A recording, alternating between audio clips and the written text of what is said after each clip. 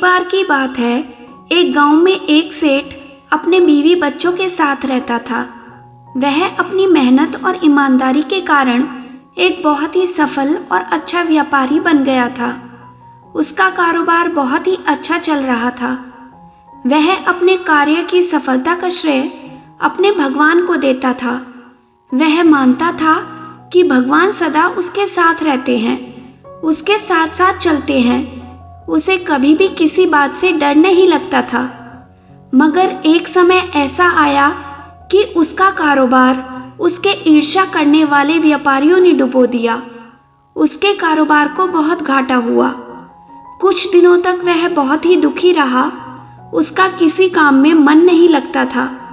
इस बीच वह अपने भगवान को भी भूल गया। उसे अपने पास भगवान के होने का भी एहसास नहीं होता था। इससे वह यह मानने लगा था कि बुरे वक्त में भी भगवान मेरा हाथ छोड़ गए। कई दिन बीतने के बाद उस सेठ ने अपने आप को संभाला और मेहनत करता गया। मेहनत करने के साथ साथ वह अब अपना व्यापार सतर्कता के साथ करता रहा, ताकि अब कोई दूसरा व्यापारी उसके व्यापार को बर्बाद न कर सके।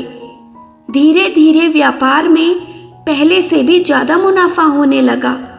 व्यापार का मुनाफा होते ही अब वह फिर से अपने भगवान को महसूस करने लगा था। उसे लगने लगा था कि भगवान फिर से उसके साथ हैं। मगर वह अपने भगवान से रूठा हुआ था। वह कह रहा था कि जब मेरे दिन बुरे चल रहे थे तब आपने भी मेरा साथ छोड़ दिया था, जबकि उस वक्त मुझे आपके साथ की बहुत ज्यादा जरूरत थी।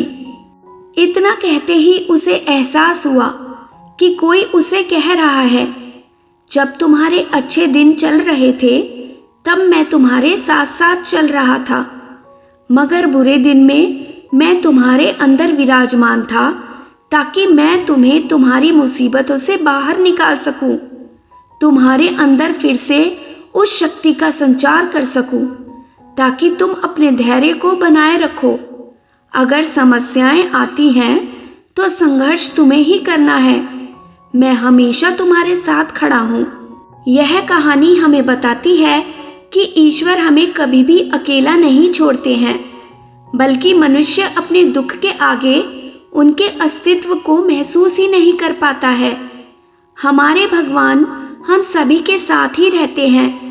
वे अपनी उपस्थिति किसी न किसी माध्यम के द्वारा कराते रहते हैं।